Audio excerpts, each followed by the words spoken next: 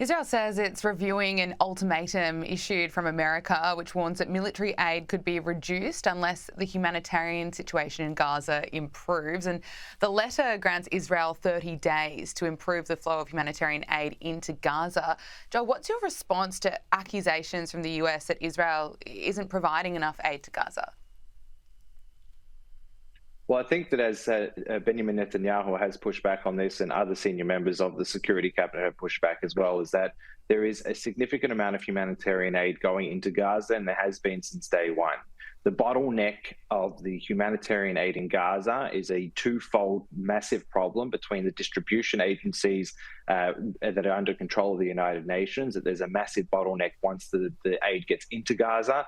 And then ultimately, unfortunately, Gabriella, those that are in charge of the distribution are still networks connected to Hamas. So Hamas is profiting off the aid that's going through, restricts it when it wants to, and then pulls the strings of, pulls the tugs of the emotional tugs of world leaders to gain sympathy by a false accusation of starvation.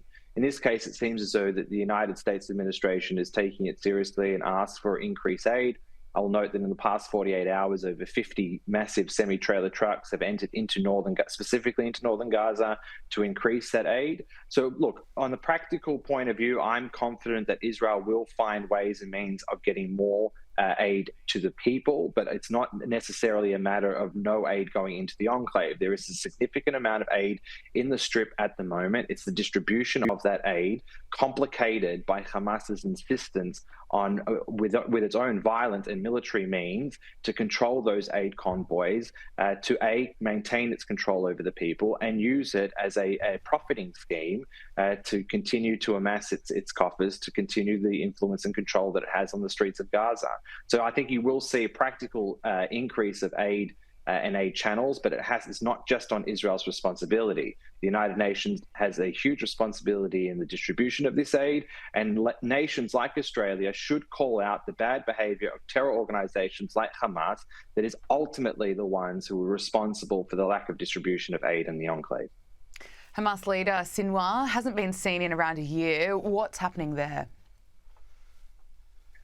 So again, on this one, Gabriella, your guess is as good as mine, but the fact that it seems as though that the communication channels between Sinwar and his network in Gaza to get his message out has been significantly limited over the past couple of weeks. I think the assassination of Ismail Haniyeh in Tehran and then the follow-up assassination of Hassan Nasrallah in Beirut is a clear indication, not just to Sinwar, but lots of bad types in that region, that doesn't matter where you hide, it doesn't matter how deep underground you are, and also doesn't matter how many hostages that you protect yourself with. Ultimately, the pressure will come down on you, and I'm confident that Israel will ultimately find Sinwar and bring him to justice. But I think it highlights the issues that the military campaign in Gaza has taken a while. However, it seems to be quite successful in reducing and nearly incapacitating the military arm and the military capabilities of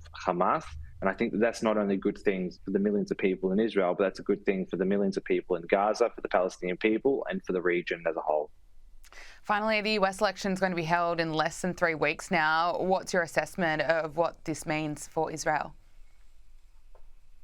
This is a big election for Israel, Gabriella. It's rather historic. To be fair to Kamala Harris, her statements during the campaign have been rather consistent with the position of the Biden administration. However, she's not Joe Biden. She doesn't have that 4-decade-long history and friendship with Israeli leaders and Israel as a country as well. She doesn't have that history. She doesn't have that type of emotional connection. That's not to discredit her as a potential friend of Israel, but it marks a difference between her as an individual and President Biden.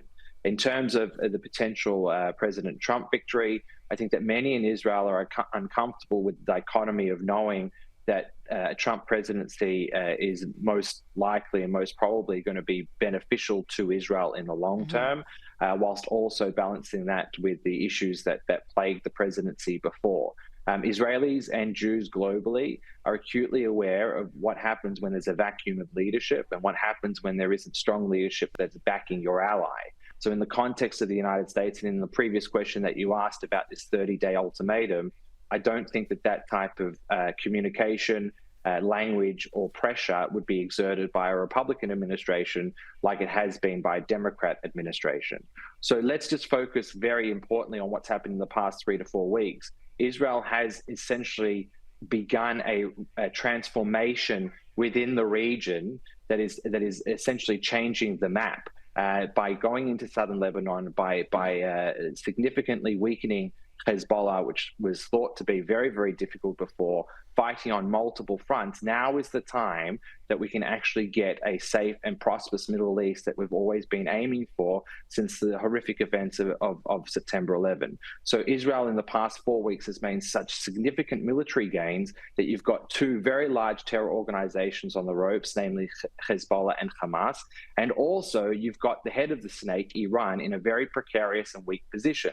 This is the time for the Western allies to unite together to reshape the region for the betterment of the Gulf states, for the betterment of a reformed Iraq, for the betterment, obviously, of a prosperous and safe Lebanon, which everyone hopes and dreams about.